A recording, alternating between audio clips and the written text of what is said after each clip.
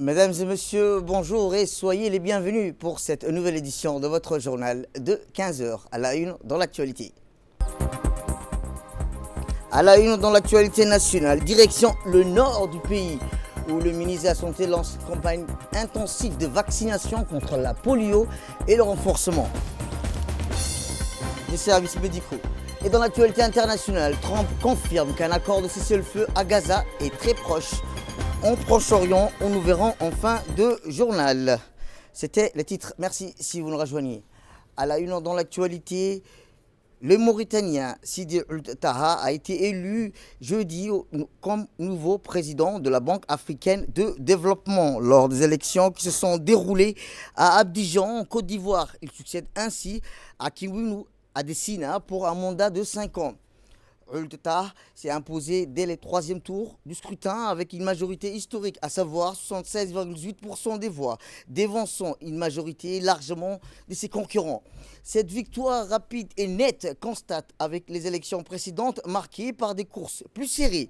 Le Zambien Samuel Mimbo est arrivé en deuxième position avec 20,26%, tandis que le Sénégalais Amadou Hott a recueilli 3,5% des suffrages. Les candidats tchadien Mohamed Abbas Toli, 0,88 et le sud-africain Tsila Tsabala, 5,9%. La réussite de Sidi Ould s'explique notamment par son expérience internationale, son expertise en développement économique et le soutien diplomatique fort de la Mauritanie ainsi qu'un large éventail des pays africains. Son parcours à la tête de la Banque arabe pour le développement économique en Afrique a également joué un rôle majeur en faveur le conférant une légitimité accrue sur la scène continentale et arabe. L'élection de Sidi Ould Taha marque une volonté de renforcer davantage le pont entre l'Afrique et le monde arabe. Cette vision stratégique pourrait ouvrir de nouvelles opportunités de financement et de coopération pour le continent africain. Dans un contexte mondial marqué par des défis économiques croissants, le soutien officiel du président djiboutien, son Excellence Ismaël Omar Guelleh, annoncé le 15 mai dernier, avait déjà donné un élan supplémentaire à la candidature de Sidi Ould Taha. Ce parrainage s'inscrivait aussi dans un cadre plus large de solidarité régionale et diplomatique, illustré par la délégation mauritanienne conduite par le ministre des Finances, Sidi Ahmed Ould Taha. Avec cette élection claire et consensuelle, la Banque africaine de développement entre dans une nouvelle phase guidée par un leader expérimenté et apprécié des multiples acteurs du continent. Eh bien, Sidi Ould Taha incarne désormais une figure centrale dans la mise en œuvre du développement économique et social de l'Afrique, dans un esprit de coopération sud-sud et d'intégration régionale. Écoutons-le. C'est un moment de plaisir, c'est un moment de joie, parce que Djibouti a parrainé la candidature de docteur Sidi. Vous n'êtes pas sans savoir que récemment, une délégation et un message porté par un envoyé spécial du président de la République de la Mauritanie, en l'occurrence docteur Sidi Ahmed Ould Bouh, avait rendu visite au chef de l'État, au président de la République, le président Ismaël Omar, pour lui transmettre le message et lui demander, au nom de son homologue, président de la Mauritanie, le soutien de Djibouti. Chose qui a été faite, et encore mieux, le chef de l'État, le président Ismaël Omar Guelleh, nous a donné instruction et s'est engagé personnellement à accompagner la candidature de Dr Sidi Ould Taha. Je pense que les efforts conjoints de tous les leaders, et en particulier du nôtre, le président Ismaël, a porté ses fruits. Nous voilà aujourd'hui, nous sommes en train d'apprécier l'élection du président du groupe de la Banque africaine de développement, qui n'est autre qu'un ami de longue date et un collègue, ministre des Finances, et qui par ailleurs a également occupé la fonction de directeur général de la banque Badia, la banque arabe pour le développement de l'Afrique. Le président de la commission, notre frère, le président Mahmoud Ali Youssouf, et le nouveau président élu du groupe de la Banque mondiale ont également communiqué au téléphone, parce que Ce sont les deux piliers, un politique et l'autre économique du continent africain. Et nous sommes très heureux de voir également ce couple se former dans les horizons à venir. Et donc, nous sommes très heureux. Je suis personnellement très heureux également.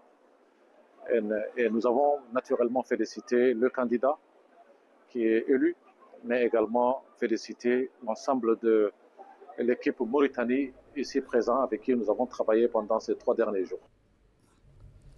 Restons toujours en Côte d'Ivoire où le ministre de l'économie et des finances chargé de l'industrie, M. Ilyas Moussa Dawale, a reçu le président sortant de la Banque africaine de développement dans le cadre d'une visite de remerciement symbolisant le renforcement des liens de partenariat entre Djibouti et la Banque africaine de développement. Lors de cette rencontre de travail axée sur les enjeux de l'économie, de la sécurité alimentaire, du climat, les deux personnalités ont échangé de manière approfondie sur plusieurs sujets stratégiques visant à assurer un développement durable et résilient pour Djibouti. Le ministre a exprimé sa gratitude pour le soutien constant de la Banque africaine de développement, soulignant l'importance du partenariat dans la réalisation du projet majeur qui façonne l'avenir du pays. Parmi ceux-ci, la mise en place d'une seconde ligne de transmission électrique via l'Éthiopie ainsi que des initiatives relatives à la sécurité alimentaire, notamment la tenue prochaine d'un forum dédié à bâtir un système robuste capable de faire face aux défis liés à la sécurité alimentaire et au changement climatique. Au cours des échanges, il a été également question de l'intégration et l'adaptation au changement climatique dans toutes les initiatives de développement. Retour à Djibouti, où, je vous le disais dans le titre, le ministre de la Santé, Dr Ahmed Roble Abdile, a entamé aujourd'hui une visite marathon dans les zones éloignées de la région de Tadjoura. Sa première halte a eu lieu à Randa, une localité stratégique située en amont de Dora, avant de poursuivre son chemin jusqu'à Buha, près de la frontière éthiopienne. Objectif est clair. La visite au poste de santé de Randa a arrivé par voie maritime dans la pittoresque ville blanche de Tadjoura. La délégation a été accueillie par Mohamed Ahmed Abbas, préfet de la région de Tadjoura, le vice-président du conseil régional et président par intérim, Dr Ibrahim Mohamed Dembio, le directeur général de l'hôpital régional de Tadjoura et une assemblée de notables, coutumiers et religieux. L'objectif principal de cette Randa est de s'assurer du bon fonctionnement du poste de santé. Le ministre a eu des échanges fructueux avec l'équipe médicale et a rencontré la population locale. Ces discussions ont permis de recueillir les doléances des habitants, identifier les axes d'amélioration futurs pour les services. Dès son arrivée, le ministre et sa délégation ont été accueillis chaleureusement par une foule nombreuse le long des routes menant au poste de santé. Devant la structure, il a été reçu par le préfet, le vice-président et le directeur général de l'hôpital, ainsi que par les responsables administratifs coutumiers de la localité et les représentants des associations féminines de Randa. Et bien après la visite, une réunion d'échange avec la communauté locale s'est tenue dans une salle spécialement aménagée. Les responsables communautaires ont pu poser leurs questions, exprimer leurs préoccupations en matière de santé au ministre. Le ministre Ahmed Roble Abdile a répondu point par point aux doléances de la population. Il a longuement exposé sa vision et les perspectives d'avenir pour ce poste de santé intermédiaire. Il a notamment souligné la nécessité d'un renforcement du plateau technique, incluant la mise en service d'un service de radiologie, le renforcement du service de laboratoire. Selon le ministre, ces améliorations permettront de réduire significativement les évacuations vers l'hôpital régional de Tadjoura. Puis, le ministre, Dr Ahmed Roble Abdile, a poursuivi sa tournée nationale d'un mois par une visite cruciale dans la région de Tadjoura. Cette étape finale, après des visites réussies, a dit qu'il, Ali Sebi Obok, a mis l'accent sur l'inspection des postes de santé communautaires et la supervision de la campagne nationale de vaccination contre la poliomyélite et de supplémentation en vitamine A. Rappelons que le ministre était accompagné des personnalités clés, notamment M. Mohamed Ali Mohamed, secrétaire général du ministère de la Santé, Dr Djoumana Hermes, représentante de l'Organisation mondiale de la santé, Mme Bit Dasley, représentante de l'UNICEF, ainsi que de hauts cadres du ministère. La délégation ministérielle s'est rendue directement dans la sous-préfecture de Dora, où elle a reçu un accueil enthousiaste des responsables administratifs locaux, des notables, des chefs coutumiers et religieux. Et une foule nombreuse a accueilli le ministre Dr Ahmed Roble Abdilé, qui a eu l'opportunité de partager un bain de foule chaleureux avec la population locale, illustrant la proximité du gouvernement avec ses citoyens. Suite à cet accueil, le ministre et la représentante des agences des Nations Unies et les autorités régionales ont pu constater le bon déroulement des activités de vaccination contre la poliomyélite, couplée à la supplémentation en vitamine A. Cette campagne nationale essentielle pour la santé infantile a débuté, rappelons-le, le 27 mai et va se clôturer aujourd'hui sur l'ensemble du territoire djiboutien. Le directeur général et les médecins-chefs de la région, accompagnés de l'infirmier-major du poste santé à Dora, a présenté un bilan détaillé des 3 premiers jours de campagne dans la sous-préfecture couvrant plus de 7 localités environnantes.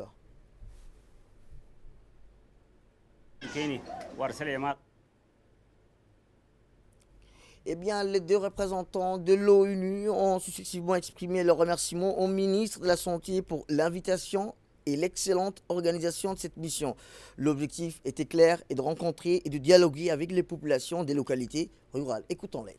Je suis vraiment ravie d'être ici parmi vous aujourd'hui pour la campagne de polio et aussi l'administration de vitamine A. C'est très important et on a fait tous les axes dans tous les pays. Je suis très fière de ça. Aujourd'hui, on est à Dora, à Randa et aussi à Buya. Et on va voir avec les enfants, les mamans et les parents, les communautés, comment administrer la vaccination et aussi les vitamines A. Moi, je suis ravie du lancement de cette campagne de polio et de l'administration de vitamine A. Comme il a dit Monsieur le ministre, la vaccination contre le polio protège les enfants des handicaps pour toujours. Et donc, je suis ravie de lancer ça ensemble et de voir autant de la communauté djiboutienne impliquée dans cette campagne. Je vois bien sûr les mamans et les bébés, mais aussi les responsables, Monsieur le préfet, Monsieur le président de conseil, les responsables religieux. Je vous remercie beaucoup pour cette mobilisation. Vous faites tout ce qu'il faut pour la santé de la population djiboutienne. Eh bien, son intervention, le ministre a souligné que ces séries d'inspections, de supervision démontrent l'engagement concret et inébranlable du gouvernement à renforcer la couverture santé universelle et à améliorer significativement la santé de la mère et de l'enfant à travers tout le pays. Écoutons le ministre. Nous sommes venus superviser la campagne de vaccination qui a commencé il y a 3 jours. Nous sommes à Dora, nous allons bientôt aller vers Buya pour également superviser. Les activités se déroulent très bien. La vaccination et la supplémentation en vitamine A se déroulent correctement. Je suis très satisfait. Je voulais juste rappeler à la communauté djiboutienne que la vaccination des enfants de moins de 5 ans pour la polio est très importante. La poliomyélite est une maladie très grave. C'est une maladie handicapante qui peut amener des paralysies de membres inférieurs. Je demande à toutes les mères, à tous les pères, à toutes les communautés d'amener leurs enfants se vacciner contre la polio et de prendre la vitamine A. Et ceci par extension, je voulais sensibiliser la population sur les vaccins en général, sur le calendrier vaccinal, sur le programme élargi de vaccination. Jusqu'à 15 mois, la vaccination est obligatoire chez l'enfant. Ceci prévient des maladies qui sont handicapantes, des maladies qui peuvent amener les décès des enfants de moins de 5 ans. Ceci est très important. D'ailleurs, pour étendre les activités de vaccination dans cette région, nous avons amené une voiture hardtop ici dans cette localité qui va travailler donc dans ce cas dans toute cette région, à Balho, à Buya, mais également dans toutes les autres localités, Inch'Allah. Je demande également à tous les personnels qui travaillent dans cette région d'accueillir la population donc avec humanité et avec respect la population, Inch'Allah. De là, nous passons vers le sud du pays, où dans le cadre de la lutte continue contre la poliomyélite, le Conseil régional d'El Sebi a organisé un important atelier de sensibilisation en collaboration avec le ministère de la Santé, l'UNICEF, l'Organisation mondiale de la santé. L'événement tenu au siège du Conseil régional a réuni le président du Conseil régional, Charmaki Hassan Alaleh, des consultants de l'UNICEF, de l'OMS, des agents de santé communautaires ainsi que des chefs coutumiers. Cet atelier avait pour objectif principal de renforcer l'engagement communautaire en faveur de la vaccination, de mobiliser les acteurs de la société civile afin d'assurer une couverture vaccinale maximale. Les échanges ont permis de discuter des stratégies de sensibilisation les plus efficaces, en mettant particulièrement l'accent sur le rôle essentiel des relais communautaires dans la transmission des messages de santé publique. Rappelons que dans le programme et le prolongement de cet atelier, une cérémonie officielle marquant le lancement de la deuxième étape de la vaccination contre la poliomyélite s'est tenue le jeudi 29 mai au centre médico-hospitalier de la ville de Hassedjouk.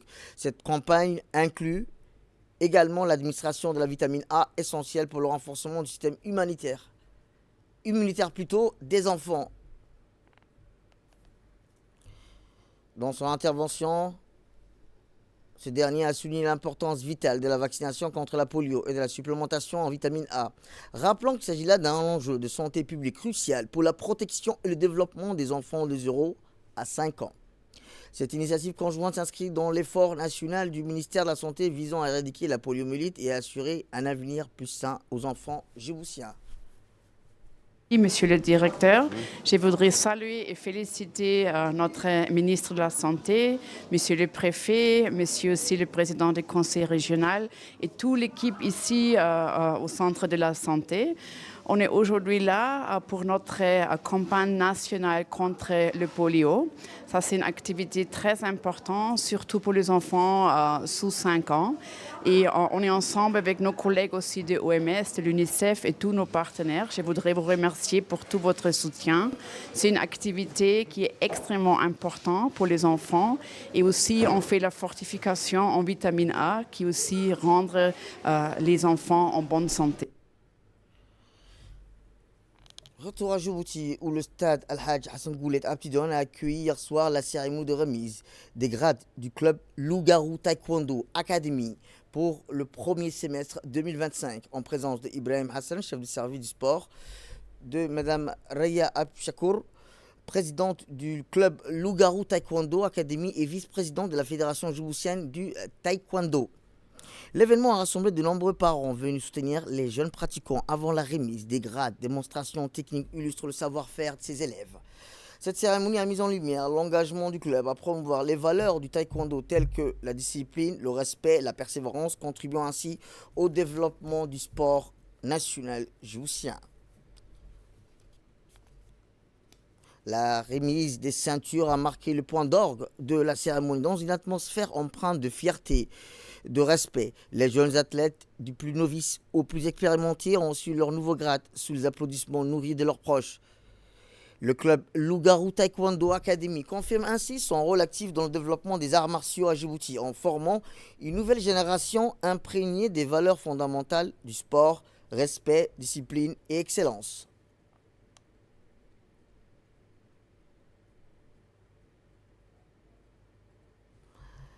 On reste toujours dans le domaine sportif, cette fois-ci dans le cadre du programme des 45 jours d'activité précédant les festivités du 27 juin. Le président de la commune de Balbala, Mohamed Hassan Saïd, a organisé en collaboration avec le lauréat prix du chef de l'État, Abou Qadir Ahmed, les associations locales et les représentants de la société civile, une journée spéciale dédiée aux personnes handicapées. Cette 9e journée d'action axée sur la sensibilisation à l'inclusion et à la solidarité a rassemblé une large participation autour d'une campagne de nettoyage, d'embellissement du quartier. Les volontaires, parmi lesquels figuraient les personnes handicapées, ont uni leurs efforts pour nettoyer les rues, clôturer certains espaces et redonner vie à des lieux publics. Dans son allocution, le président de la commune a salué l'engagement de toutes les parties prenantes. C'est grâce à des actions comme celle-ci que nous pouvons bâtir une société inclusive et solidaire où chacun trouve sa place, a-t-il souligné. À la jeunesse de ce quartier, à l'association des maisons, à la maison des associations de Balbala. Voilà, alhamdulillah. Merci beaucoup, Président. Nous sommes prêts à collaborer à tout moment avec vous, Inch'Allah. Et merci aussi au Président de la République de m'avoir fait confiance en tant que lauréat, d'être le porte-parole des handicapés dans le domaine des sports, Inch'Allah. Régional à présent, où La mission des Nations Unies au Sud-Soudan a marqué la journée internationale des casques bleus par une cérémonie aujourd'hui à Djouba. Alouel Manchounwar a lancé un vibrant appel à la paix. Lors de la cérémonie, cet élève de 10 ans a parlé avec son cœur au nom du peuple sud-soudan, appelant les dirigeants de son pays, de la communauté internationale à mettre fin au conflit afin que les enfants aient la possibilité de réaliser leurs rêves comme ils le méritent. L'événement a rendu hommage au courage et à l'engagement des 18 000 soldats de la paix en uniforme et en civil qui travaillent dans des conditions difficiles et parfois dangereuses pour soutenir les plus jeunes pays du monde dans son voyage du conflit à la paix. Une cérémonie de dépôt des gerbes à la mise en berne des drapeaux ont également été permis de rendre hommage à ceux qui ont donné leur vie pour défendre cette cause. Dans l'actualité internationale, une nouvelle proposition de cessez-le-feu a été formulée par les États-Unis, recevant ainsi l'assentiment d'Israël, mais celle de la résistance du Hamas.